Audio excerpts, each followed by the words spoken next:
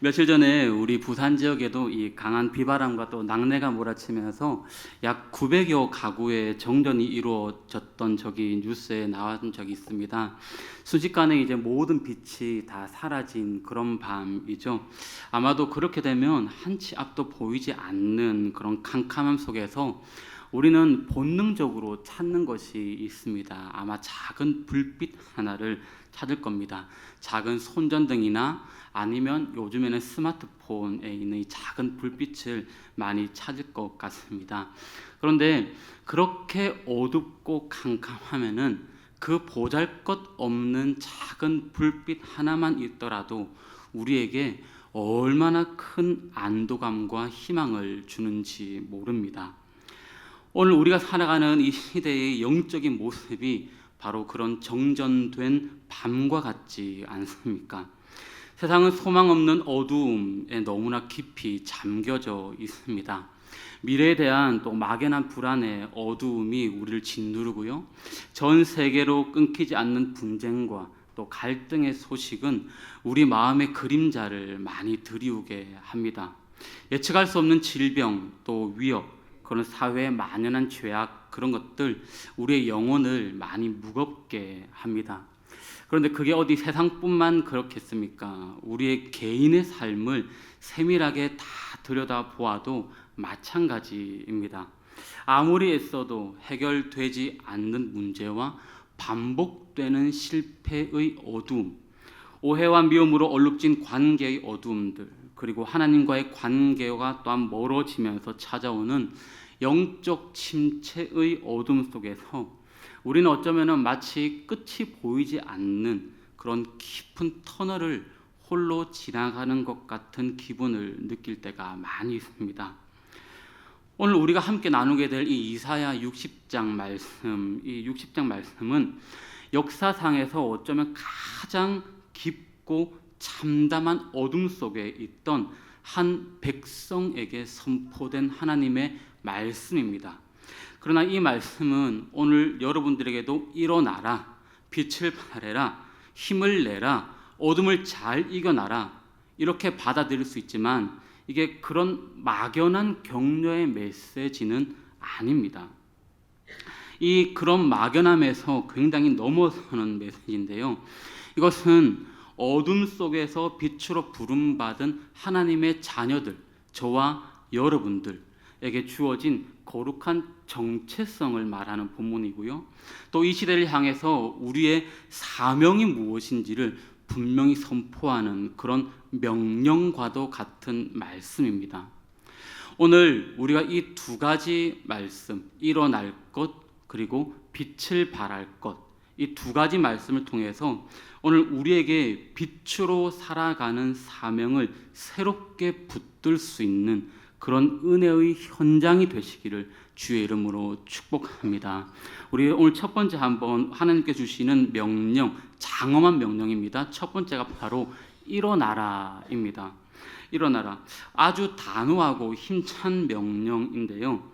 이 명령이 선포될 당시에 이스라엘 백성은 약 70년간의 길고 긴 바벨론 포로 생활을 마치고 이제 마침내 꿈에 그리던 고향 예루살렘으로 막 돌아온 그런 시점입니다.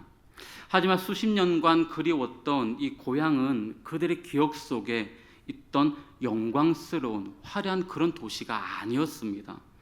나라는 이방 민족에 의해서 처참히 멸망했고요. 거룩했던 하나님의 성전은 그냥 말 그대로 돌 무더기만 남은 채 있는 겁니다. 그들은 모든 것을 다 잃은 겁니다. 말 그대로 재산, 희망, 미래, 꿈, 캄캄한 뿐입니다. 그들의 신세는 마치 모든 것을 잃고 잿더미에 그냥 주저앉아 울고 있는 욥의 모습과도 흡사 똑같은 모습이죠. 절망과 패배감, 또 수치심에 짓눌려서 스스로의 힘으로는 도저히 다시 일어설 수 없는 완전한 영적 그리고 육체적 무기력 상태에 빠져 있는 것입니다. 하나님께서 바로 그런 그들에게 오늘 첫 번째 말씀하셨죠. 일어나라, 이렇게 말씀하십니다. 여기서 일어나라라고 하는 이 히브리 원어에서 쿠미라고 하는 이 단어를 제가 한번 살펴보니까요, 이 일어나라 할 때가 그냥 단순히 여러분들이 지금 앉았다가 일어나는 이 행동이 아니더라고요. 오늘 여기에서 일어나라 쿠미 하고 외치는 이것은 이 단어 안에 바벨론의 포로 생활의 깊은 상처와 그리고 폐허가 된 조국을 보면서 모든 희망을 다 잃고 주저앉아 있는 그 마음 상태, 그 저면의 그 마음 상태를 말하는 내면이 전제되어져 있습니다. 그러니까 이들이 마음이 갈기갈기 다 찢어지고 모든 것이 무너져서 이제 내 힘으로는 전혀 소생할 수 없는, 도저히 회복할 수 없는 그 절망의 상태에 있는 우리의 내면을 먼저 바라보고 말씀하시는 겁니다. 그러니까 하나님께서 오늘 단순히 너네 지금 누워 있어, 지쳐 있어, 힘들지, 일어나가 아니라, 그래, 내가 너의 그 앉아 있을 수밖에 없는 그 마음을 내가 알아.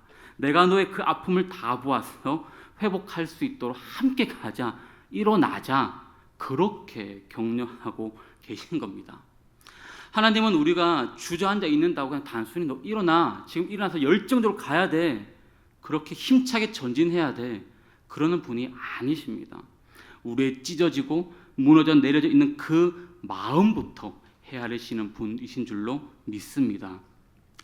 특히 이 명령은요, 일어나라 할 때 이 명령은 우리의 의지적인 결단이 포함되어져 있는 명령입니다. 의지적인 거.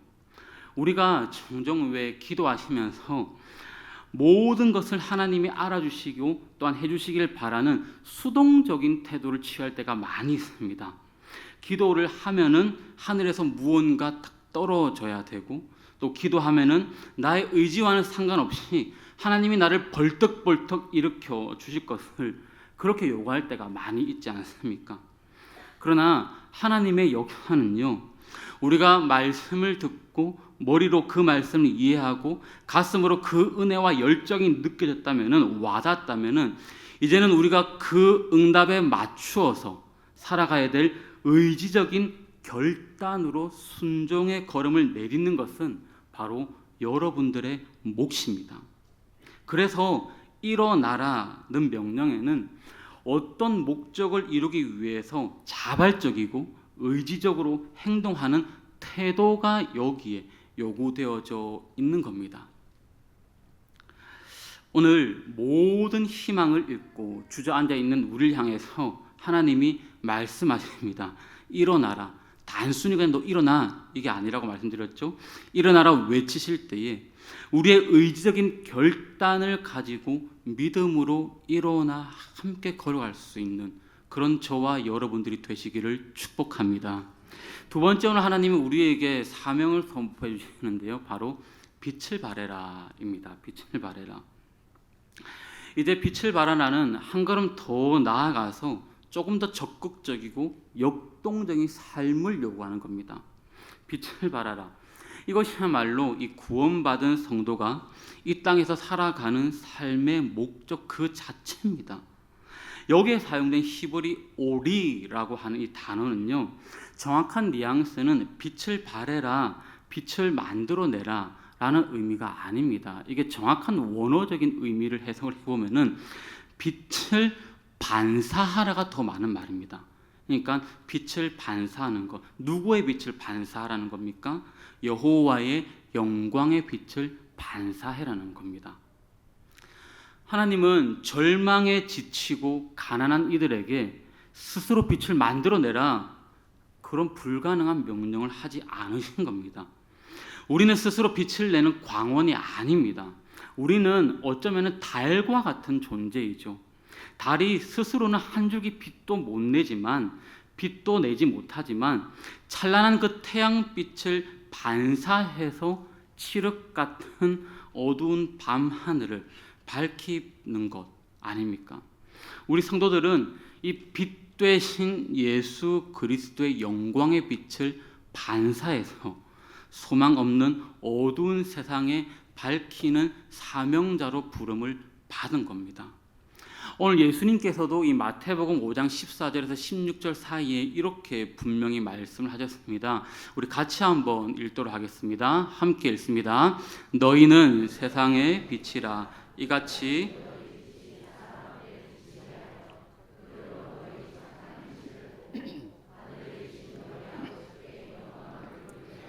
아멘. 우리는 세상의 빛인데 그 빛이 사람 앞에 비치게 해라고 말씀을 하죠. 그래서 우리의 착한 행실을 통해서 그렇게 보여줘라라는 겁니다.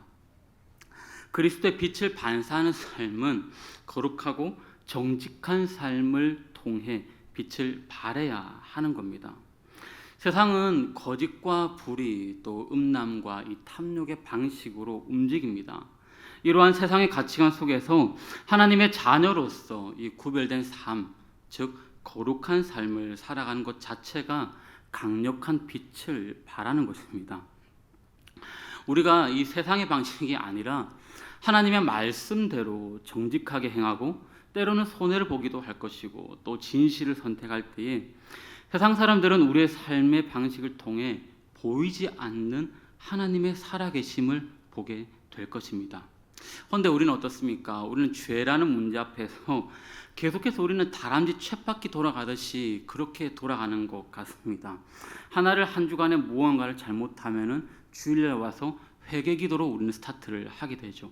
그런데 그 회개기도를 하고 삶의 열매까지 가는 것이 목적인데 회개기도를 한 것까지는 주일날 우리가 잘 가는데 또 한 주간을 걸어가면은 또 죄를 짓고 교회 와서 또 용서를 구하고 또 삶은 죄를 짓고 또 용서를 구하고 이게 우리의 삶의 패턴이지 않았나 저는 그렇게 생각해 보는데요. 회개 열매와 그 이상이 없는 거예요. 그냥 회개만 하고 나면은 그 다음 또 한 주간은 똑같은 거죠. 그래서 제가 이 목사로서 고민이 조금 되어서 제가 타종교에서는 과연 어떻게 할까라는 좀 의문이 들어서 천주교는 그냥 별로 볼 건 없더라고요. 제가 보니까 그냥 똑같은데 불교에서 이렇게 어떻게 하는 것이 굉장히 저에게는 센세이션했습니다. 이 불교에서 어떤 분하고 얘기를 하는데 불교에서는 어떤 죄를 짓고 잘못을 하고 불교로는 깨달음의 종교잖아요. 그래서 자기 성찰을 하고 돌이키고 나면은 절대로 그 다음 반복을 안 한다고 하더라고요. 그래서 아니 손님한테 어떻게 이게 그렇게 되는가? 우리는 절대 반복 안 해요 이러는 거예요. 그래서 어떻게 하면은 그렇게 반복을 안 하고 그렇게 죄를 안 짓고 늘 깨닫고 삶을 그렇게 열매를 맺으면서 살 수 있냐? 제가 그 비결이 궁금했거든요. 그랬더니 이분 하시는 말이 뭐냐면은 우리는 그러면 바로 108배 시켜버려 이러는. 아 근데 심플하고 괜찮더라고요. 108배 시켜버리고 죄 짓고 오면은 108배를 시켜버려요. 죄 짓고 오면은 또 108배 시키고 버려요. 그냥 그 다음부터는 반복을 안 하는 거죠. 아 우리도 그래서 금식 기도를 한 80 시켜버리면은 그냥 그런 게 다 사라지지 않을까. 여러분 일어나라 제가 말씀드렸죠. 의지적인 결단을 가지고 우리가 빛을 발해야 되는 겁니다. 우리가 말씀을 듣고 회개하고 거기에서 끝이 아니라 이 의지적인 결단은 우리의 몫입니다. 살아내어야 되는 것이죠. 그런 우리의 삶이 우리의 진심 어린 말 한마디, 작은 친절 하나가 누군가에게는 이 절망을 이기는 희망의 빗줄기가 될 수가 있는 겁니다. 그리고 이 거룩하고 정직한 삶, 그 주님의 빛이 우리의 삶을 통해 반사되어서 어둠 속에 갇힌 영혼들에게 전달되어서 그들 또한 빛의 자녀로 거듭나는 놀라운 구원의 역사가 일어나게 될 것입니다. 제가 말씀을 좀 정리하도록 하겠습니다. 일어나라, 그리고 두 번째 빛을 발해라. 오늘 이 두 가지인데요. 이 말씀은 수천 년 전의 이사야 시대를 넘어서 오늘을 살아가는 우리 모두에게 주시는 하나님의 살아있는 사명의 음성입니다. 세상은 여전히 어둡고요. 또한 앞으로도 더 어두워질 겁니다. 그러나 기억하십시오, 여러분. 세상이 어두울수록 작은 빛 하나는 더욱 빛나는 법입니다. 제가 이렇게 필리핀의 단기 선교를 떠나서 제가 밤하늘의 별을 보는 것을 굉장히 좋아해서 이렇게 별을 보면서 시간을 이렇게 보냈던 시간들을 바라보는데요. 마닐라에서 하늘의 별을 바라볼 때 하고, 그리고 거기에서 한 30분을 타고 가서 소도시에서 또 별을 바라볼 때 하고, 이제 배를 타고 깊은 섬에 들어가서 별을 볼 때 하고, 또 그 섬에서 원주민들이 있는 몇 시간을 더 가서 바라본 별이 있는데요. 이 별이 마닐라에서부터 소도시로 가면 갈수록 별이 굉장히 잘 보입니다. 무슨 말이냐면은 주변이 어두우면 어두울수록 별이 굉장히 잘 보입니다. 무슨 말이냐면 여러분들의 삶에 어두움이 짙으면 짙을수록 하나님의 빛나는 별을 발견하기에는 더 좋은 시간이라는 것을 기억하시기를 소망합니다. 여러분 가운데 여전히 절망과 이 무기력함의 자리에 주저앉아 계신 분이 있으십니까? 괜찮습니다. 넘어진 것이 실패가 아니라 넘어진 그 자리에 계속 머물러 있는 것이 실패입니다. 오늘 하나님이 말씀하십니다. 일어나라, 빛을 발해라. 명하시는 하나님의 음성 앞에서 우리는 어두운 세상에 주님의 빛을 반사시키기 위해서 부름받은 빛의 사명자라는 것을 기억하시면 좋겠습니다. 그리고 그 사명 앞에서 오늘 일어나라 외치실 때에 우리의 의지적인 태도로 반응하는 그런 저와 여러분들 되기를 소망합니다. 우리의 거룩한 삶과 사랑의 섬김을 보고 수많은 영혼이 어둠에서 빛으로, 또한 사망에서 생명으로 나아오는 놀라운 역사가 일어나기를 소망합니다. 오늘 이 밤에 기도하실 때에 이런 말씀의 결단이 있는 축복의 현장이 되기를 주의 이름으로 축복합니다. 우리 한 시간에 말씀을 기억하시면서